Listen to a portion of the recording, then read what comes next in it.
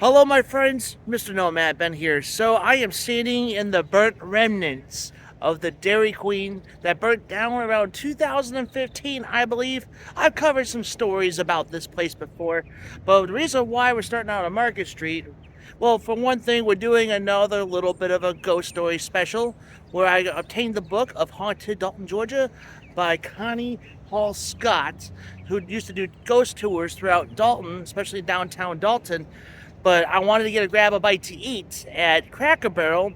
But man, the line was incredibly long to get in there this morning, so I might have to skip the breakfast portion. Maybe we'll get ourselves a cup of pumpkin spice coffee on our way. But we're starting here on Market Street because just seeing the remnants, not only of the burnt down Dairy Queen, but just like the openness of businesses that should be here and like the future projects that should be coming here eventually. But it is so empty here on Market Street, it's kind of scary. So I kind of wanted to show you guys off once again the burnt down Dairy Queen right behind me, but also a little update on the Tuesday morning store. I'm sure the people have already heard about the sad news about Tuesday morning retails, but we're going to go ahead and check out that building real quickly. Then we'll make our way to downtown Dalton, and then I'll go ahead and find a couple of spooky stories that happened in our historic city. I'm inviting you to come with me to celebrate the occasion of Hallows Eve. And here we go. It's all about where you've been, Nomad Ben. Tell us all about the finer points of living in your traveling. Food, beer, history, nature quest. Every corner of this long to the great Midwest. Tell us all about where you've been, Nomad Ben.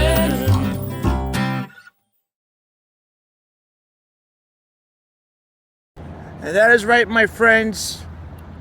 I've covered enough stories throughout Market Street, but I thought I'd come by again because they have announced that they're going to do some work here.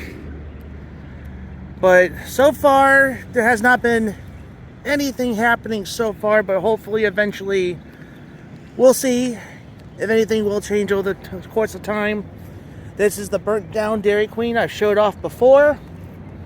And the old sign used to be right here, actually.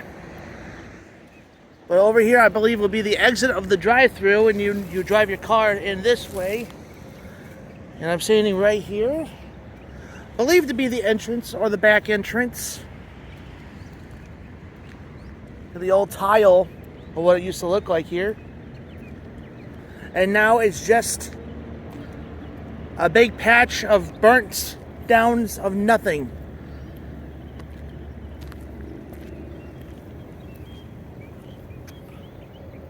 That's right. Now maybe this was actually, maybe the entrance was actually right here. Because I only been to this Dairy Queen maybe once or twice in my lifetime. So yeah, this is probably the counter where you had to order your food at, and that's where the kitchen's at. And the drive-thru, obviously. I could be wrong. It's been a good minute to kind of see the designs of this place. But it was a sad day for us Dalton people when this place burnt down. And I believe it was a grease fire that happened. I think, but I did post an article about it a while ago on one of my other videos about this place. And I'll post it again about the story behind the burnt down Dairy Queen. Well, anyway, folks, where the Oshkosh Bagash used to be and a bunch of other stores. You still got the Pablitos. I did a Taco Tuesday adventure about that. I still have yet to try the Oyster Pub. Haven't been there yet. But there's so much opportunity that could be done to make this place amazing. But it's just so... This part of town, it's just so scary a little bit because nobody really comes out here as much as I think people should go and support some of these stores, you know? And there it is, folks, the Tuesday morning building. Tuesday morning closed down.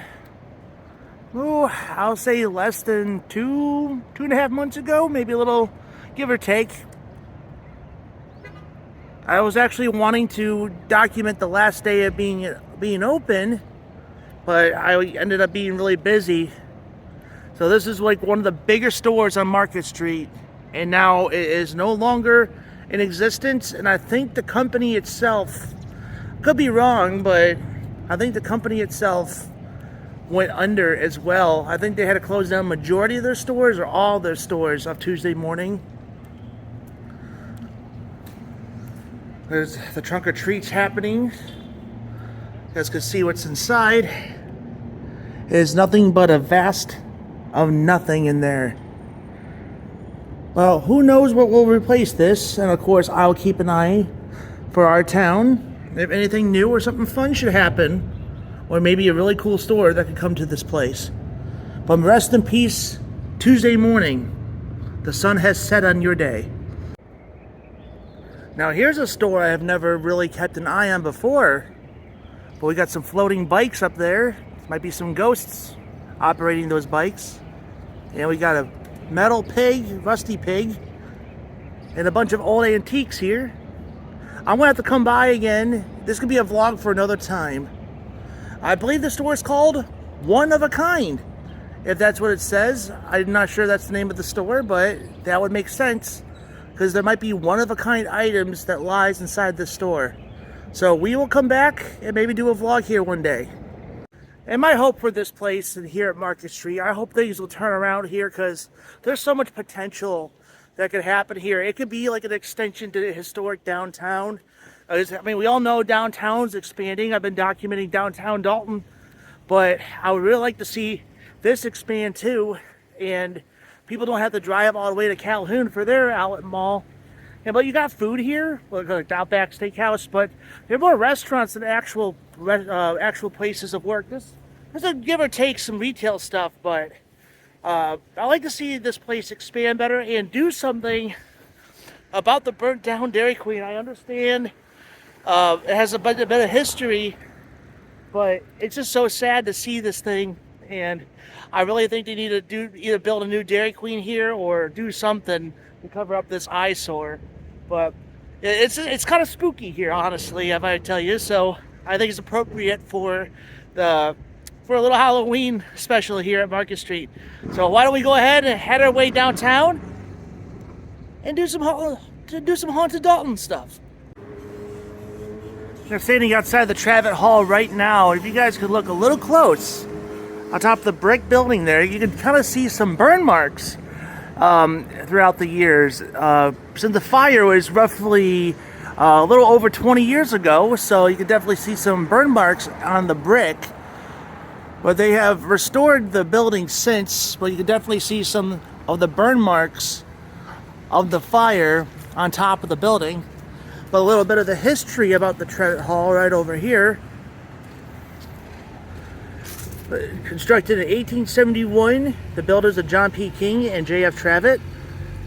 The building is a center for community activities. Travit Hall opened on July 4th, 1871 with a hop dance. The interior was destroyed by a fire in 2001, but the original facade was preserved and the building resumed its original function as a meeting place. Because the Travit Hall is kind of known for their meeting spots and weddings and banquets here.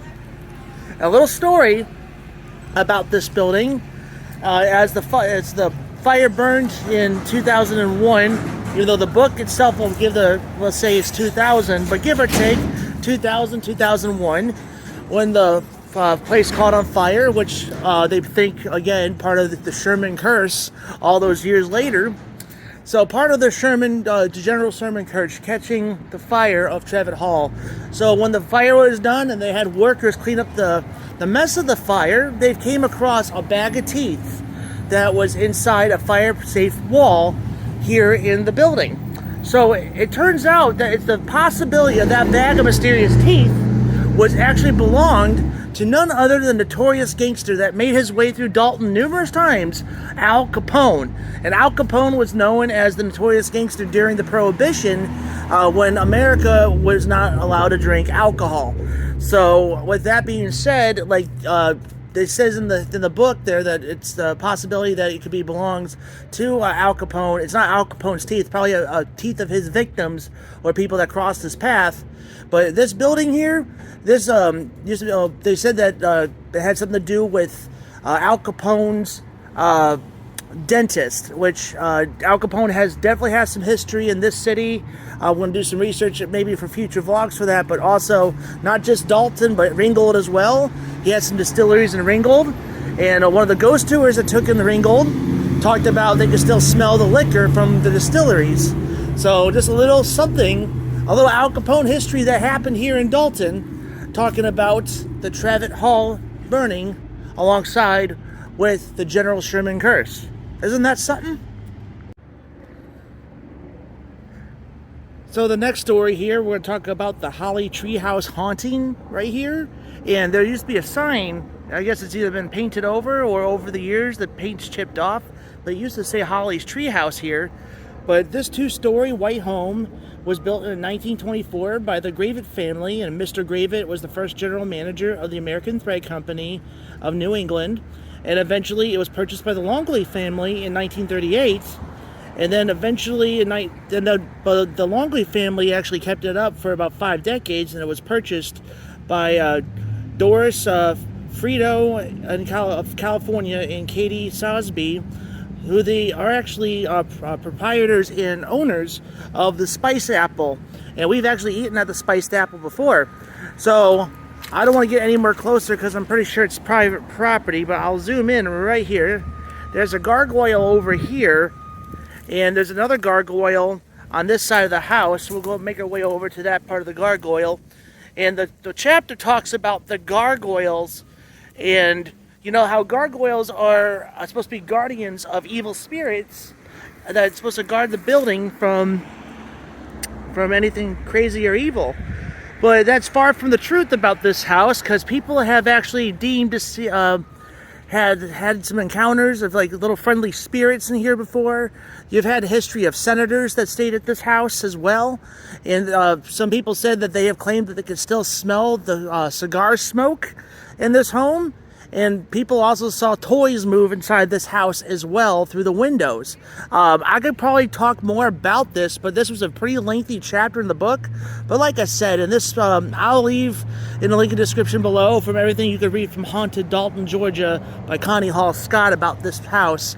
Very interesting, a little interesting read about this, but just kind of give a synopsis that this house is indeed haunted, either by friendly spirits or ghosts, or somewhere in between here. So there's a little something here, and you can find this house right across the street from Tate's Automotive and Domino's, and then El Magoy restaurant right over there. So very easy house to find, and you just don't miss the gargoyles. All right, we got one more story. I'll take you guys over to the Crown at the Mill. And here we are, my friends, at the Crown at the Mill in the historic district. Of course, you guys know I've been here numerous times in my adventures, but I did not know there's a little bit of a haunted tale that took place on the property of the mill back in the day.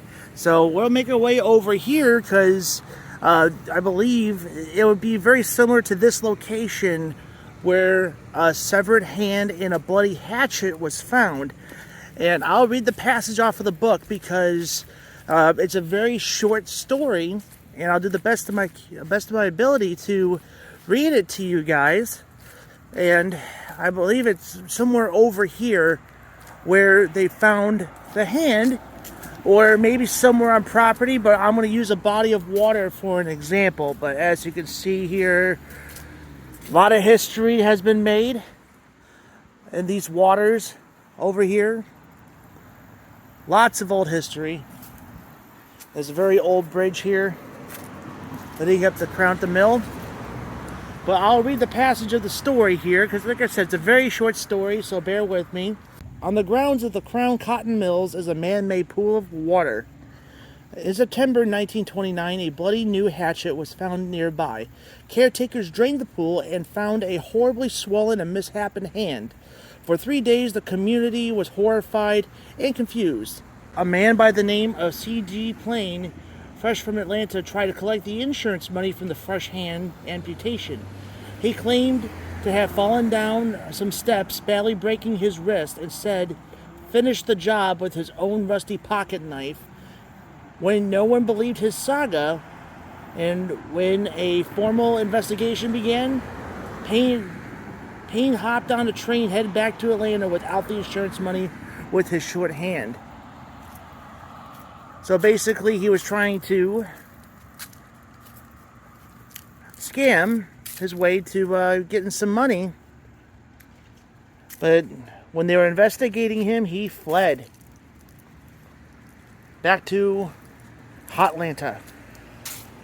But man, I never really took time to really appreciate the little stream of water here. But the severed hand, the mysterious severed hand with the bloody hatchet on the grounds of Crown at the Mill. I'm going to make my way over to the Native. I just want to show off all the new things that are happening. And I remember when that sign didn't have very much stuff, but now only 4 spaces available left to fill up the mill. And that's something. Great to see small business investing in this historical building. Nothing like a really good cup of joe, and very natural too, and none other than the Native. And here we are, my friends, the iced pumpkin spice latte here at Native in Dalton, Georgia. Let's go and enjoy this coffee. And that, my friends, concludes our little haunt adventures throughout October on my channel, as we did a little bit of fall stuff and went to a haunted depot to celebrate at downtown Ringgold, and then going through some ghost stories in Ringgold and the bloody floors inside the Old Stone Church.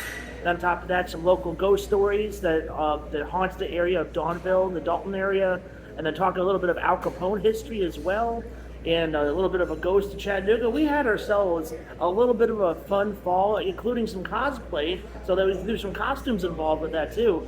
So we had ourselves a very variety kind of haunts and just kind of fall celebration of my channel for this October. This was a blast. I had a lot of fun doing this. Thank you guys so much for watching and tuning in, and be sure that you are subscribed for future adventures. I'm going to take a slight break from the channel for a little bit, just going to kind of get things getting ready for my trip to Texas in a couple of weeks. So I'll probably take a small break from my normal content. I'll be posting I'll be reposting my adventures from the Comic-Con.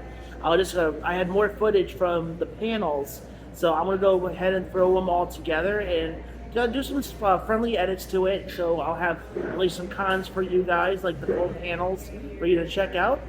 And then at the end of November into December, we'll just focus all about Christmas and my road trip to Texas. So be sure you are subscribed and ring that notification bell.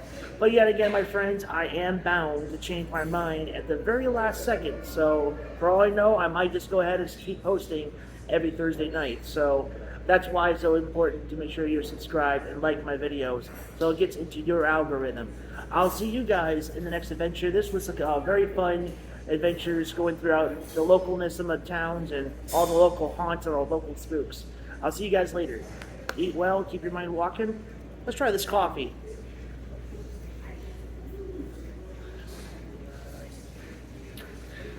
Native, you guys done it again. Very good pumpkin spice.